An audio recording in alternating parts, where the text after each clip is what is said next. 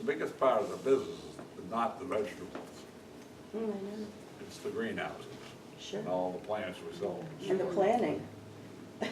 And thank God we have it and it's done well, because that has helped us through the years like that. I mean, customers are this more and what they just come once or twice, but the amount of money they spend is 3 times in that 1 or 2 visits, then it can sit for the whole month of August buying sweet corn. But the greenhouses, and we've got 8 of them, that really helped. And that's why we did it years ago. And, but that helped put a floor under your business too, because you're always gonna get nailed with something in vegetables. I don't care what it is, every year one crop doesn't do well, for whatever reason. You notice that maybe in your own home gardens too. We're no different, we just got more of it. Have you ever considered selling hard cider? Just kidding. We tried, listen, when I started, we had 1 inspection from the state. Now we have, was it 6 or 7? Yeah. We don't need hard cider on top of the pile. To deal with You state had government. it at Hobnon Farm. I mean, I remember drinking it as a kid. Because they went to school together over in Francistown. Eric and Krista, do you get any help from the county extension agent? Back in the day, in the 50s, the county extension people would come to your farm and they'd dig a big pond. Or they were very helpful. Educationally, they'd give you these yearbooks. Oh, we've Sounds got- as if George Hamilton's the county agent, well, he's a statewide now, and he's available whenever you want him. But he doesn't, the trouble is, the government's reorganized all that, and George covers the whole state. For fruits, small fruits, vegetables, apples, and whatever. But if you have any problems, And he'll call you back, and he's really good at it. yeah, he's a very nice guy. And you failed at getting any adults to work on your farm. Back in the 50s, I remember a guy named Leo Dell, I don't know if anybody remembers him, who was a kind of assistant farmer. But he was full-time in the agricultural area. There's nobody like that. Not really. Everybody wants weekends off. Nobody wants to work past 5-ish. A lot of people can't, and the problem is they have to be able to lift more than 50 pounds. A lot of people can't do that for one reason or another. They have back problems, they have whatever. So there's that issue. Definitely weekends. They want weekends off, holidays off. You know, they want to work a 9-to-5 job. So we're not that. It's seasonal to start with. Right. And then we're not full-time either, so. Is there any way a person with 30 or 40 agricultural acres can make a living? Can you put together a bunch of apple trees real close to each other? There used to be sheep on the side of Oaks Hill, back, you know, again in the 1830s, 1840s. Is there any conceivable way that you could make a strong living farming without becoming a retail operation? Not Yeah. around here. That's why the dairy farmers are all closing down. You know, that farm's not necessarily going out of business, they're just not milking cows anymore. Like Platts, they quit milking 2 years ago, but they hay it everywhere now. There's more money in that than there is milking cows. But even like Gordon Webber, I mean, they have lots of blueberries, but it's not enough to pay the bills year round and, you know, right. So, I mean, if you're doing that as like a part-time or like a, or like part of your job, you know, like you have a Well, job. we're not second talking job. about a whole family income here No. anymore on a farm in New Hampshire. Well, down in Hollis and you know, like Brookdale, Lowell Farm, they can, because they have enough population and enough space. They have enough land so they can do big-time Right. commercial too. How big, how many? They're huge. Brookdale's huge. Krista, And Wilson Farm is too. have you ever considered doing classes, like how to can and how to cook the vegetables you grow here? Have like a cooking class or canning class? No, I haven't. I make bread and butter pickles. Well, I'm not giving away that. giving you. Canning's really easy though, but a lot of people are really scared of it. And they don't know, you have to leave a little headspace. Yeah, They and it's leave the not hard center. to do at all. Yeah, you just have to know Yeah, the it's very easy. procedure. I've taught a couple customers that have come in, they're like, how do you do it? I said, "It's super easy." That's an idea. One last thing for history purposes, I meant to tell you, not that it's a big deal, but there's 3 common names in the Tenney family around here. Thomas, Benjamin, and Franklin. I'm Franklin, middle name. My brother was Gilchrist, which was his grandmother's maiden name. But then Benjamin is the Tenney name of him, goes back, I don't know how long. But if you ever, like in Temple, it was Benjamin Franklin Tenney. And then that was Benjamin Franklin Tenney 2 generations down the road. My uncle was Forrest Franklin Tenney, and my father was Stanley Benjamin Tenney. So if you ever happen to see anything anywhere, those are the 2 names you'll look for. But you and your brother are the last 2 Tenneys. And that's Because right. Benjamin's never gonna have children. Right. So that My branch of the children. tree is, as far as the name Tenney's concerned. Is done. Huh. But that's why Hunter's middle name is Tenney. We were trying to like push it a little bit. Chris, tell him the story. When Hunter was born, can I quickly say, Eric held the baby, and Krista said, well, here's Hunter Tenney, you know, announcing the new boy in the family. And Eric says, well, what's his middle name?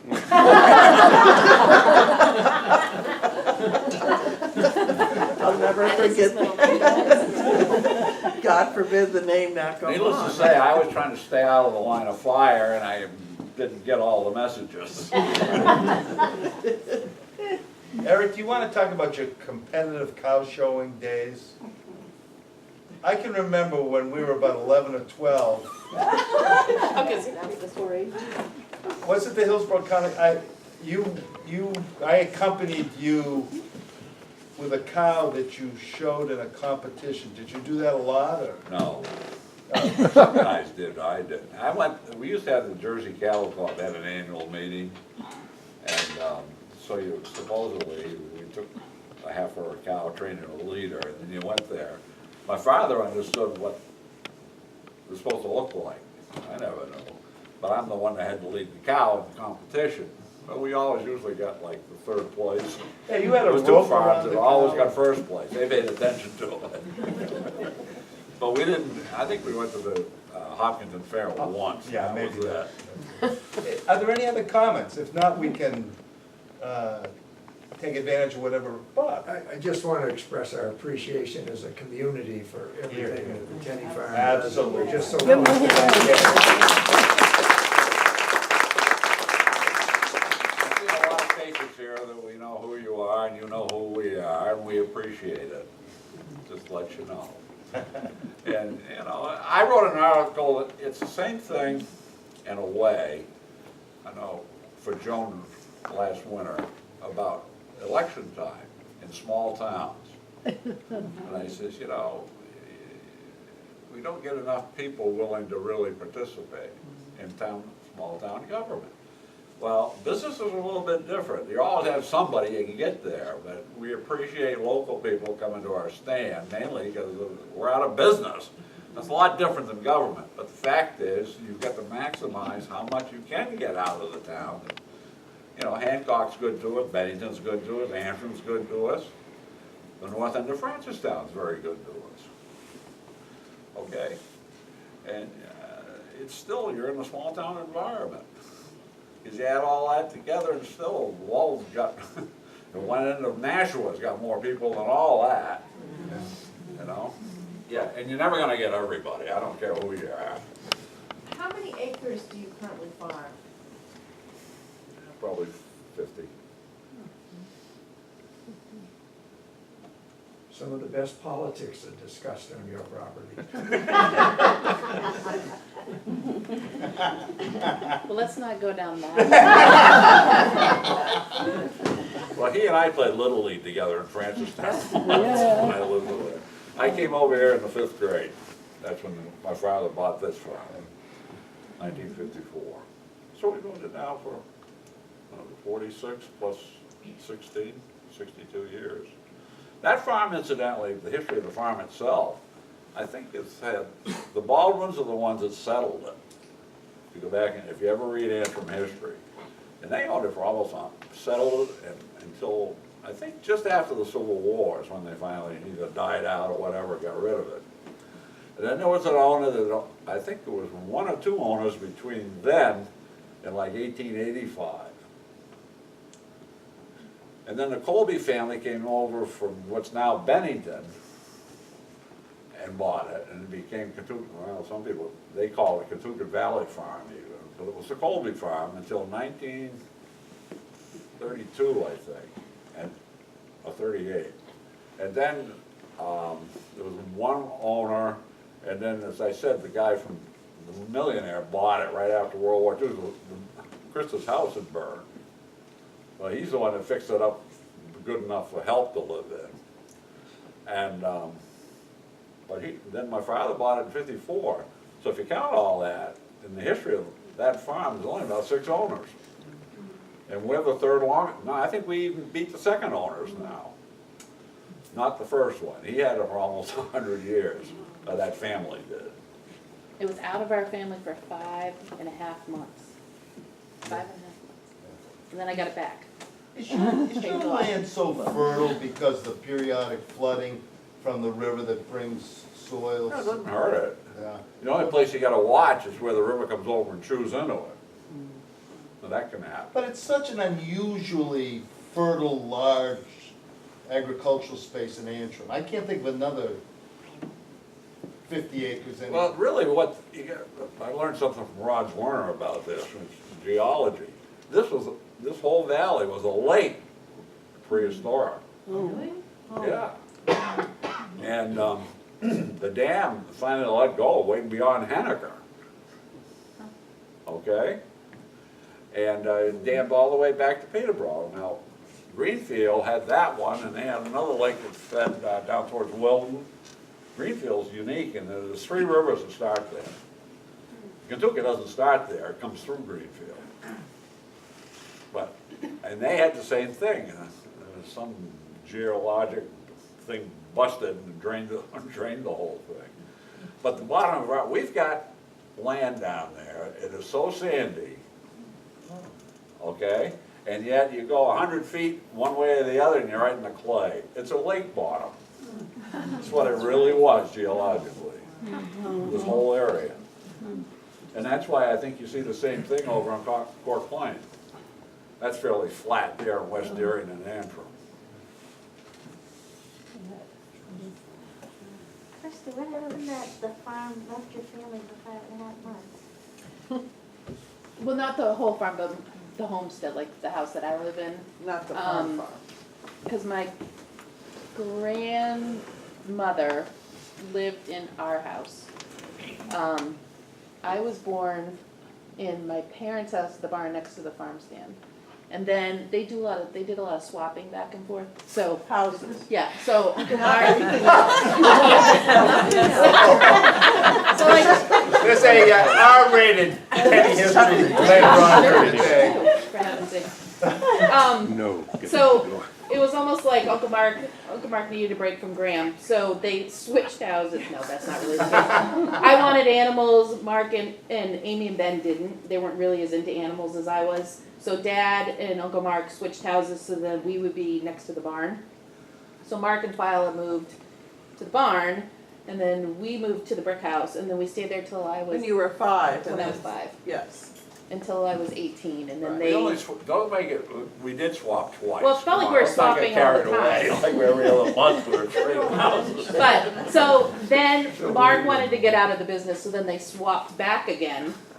And then, Dad bought Uncle Mark out, and then so he owned our house, and Dad owned all the property, including the farm stand. Then Mark and his wife divorced. They put the house up for sale, so some people bought it. They decided it was too big, they didn't want it, and then in the meantime, I had gone down there and I knocked on the door and they said, "Hi, I'm so-and-so, this is my grandparents' house, this is my parents' house, if you ever really want to sell it, please call me, because I really want to get the house back." And they said, oh, okay, well, thanks for stopping by. I think they probably thought I was a little crazy. But I left my phone number and everything, and then I get a phone call. Why, we think we're gonna put the house up for sale, and we thought we'd let you know. And I'm like, oh. And we had just bought the house up on High Street. So I'm like, oh, great, we're never gonna get out of this house. We can get back in the brick house. So I said, well, are you gonna stay in Antrim or are you gonna move out of town? Well, they said, no, we're gonna stay in Antrim, we're gonna look at houses. I said, how about you come look at our house? Because our house is smaller and we can just swap houses. And they said, Talk about no, swapping. no, I don't think that's gonna work. So we went to a realtor, we put our house on the market. Not even kidding you, 2 weeks later, they came up to our house with the same realtor and they said, we love this house. I'm like, are you? That's my house. So we took the tractor with the trailers and everything and we swapped houses. Does this have anything to do with the ghost in the brick house? Is there any- No, no. That's a whole, Let that. Oh, that's a different. Mom doesn't want to hear about Okay, okay. it. So yeah, so now we're back in my house again. So it's 5 months that they were in that house. She's the only one that wanted to go back to that house. I don't know if her husband did, I know I didn't. I didn't like it, never did like it. Oh, gee. I will be buried in that backyard. Loves it, so that's all that matters. Any other observations or One here, questions? one here, Steve. Well, I remember coming up from Connecticut and the barn where you live now was there. And then I heard that somebody's gonna buy it, and why are they buying a barn without a house? You know, and then Nobody bought it. more It stayed in years the later, family. because we were coming up a different route for quite a while, so I didn't go by your house.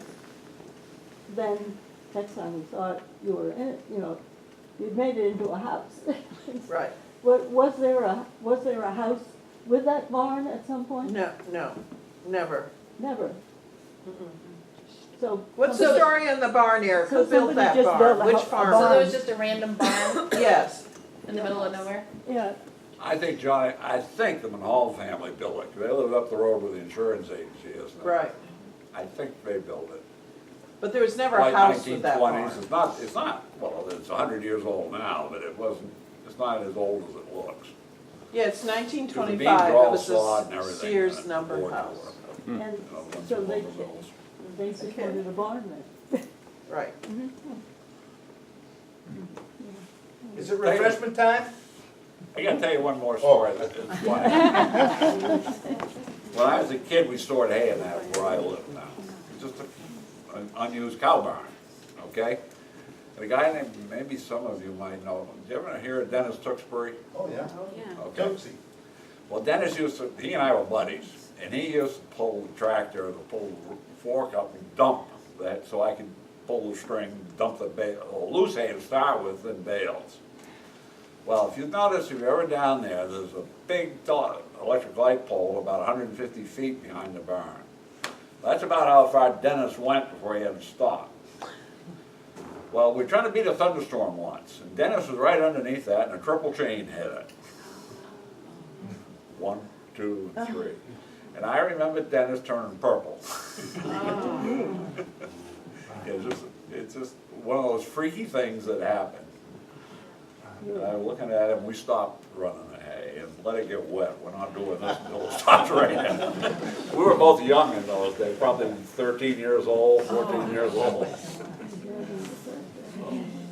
Well, thank you, Tenney. This was wonderful.